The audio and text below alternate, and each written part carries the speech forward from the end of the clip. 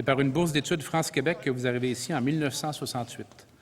2 ans plus tard, vous obtenez une maîtrise en psychologie des communications de l'Université de Montréal et dès les mois suivants, caméra sur l'épaule, vous retournez en Afrique. C'est un peu difficile pour moi de parler de quelqu'un de si proche de vous. En tout cas, c'est un ami. C'est quelqu'un qui a énormément d'entre-gens et de relationnel, et je crois d'ailleurs que ça, c'est quelque chose qui aide énormément à un autre niveau au développement de Vue d'Afrique.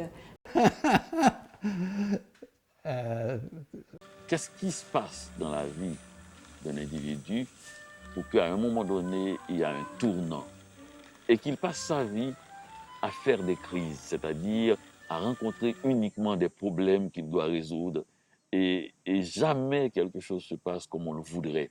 Pour moi, Gérard, il est profondément africain.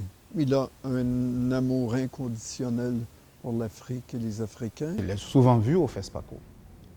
Et de fil en aiguille, grâce au délégué général, mon prédécesseur Baba Ama, nous avons eu des entretiens furtifs, sans approfondir, parce que, étant le responsable chargé de la communication, c'était quand même un centre où tout passait, tous les invités et tous les festivaliers. Nos parents sont précieux, c'est grâce à eux que nous sommes.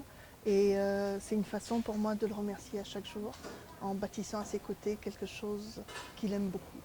Ce qui me fascine avant toute chose, c'est de voir un homme de cet âge avec tant de vie, comment il marche, hein, avec beaucoup de dynamisme. On est des compagnons de route aussi par rapport à ce festival.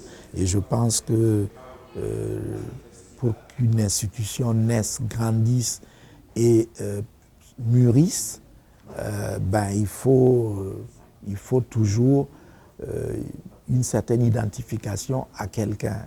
J'ai envie de le comparer à un petit singe dans le sens où il gesticule beaucoup, il a une idée, il a quelque chose et puis il essaie d'aller sortir des éléments et par miracle la chose apparaît et chaque édition on arrive à avoir ce rendez-vous qui tient la route autant que possible. Si tu n'es pas capable de supporter la fumée, tu ne verras pas la flamme. Gérard Lechêne, au nom du peuple du Québec, je vous fais chevalier de l'Ordre national du Québec.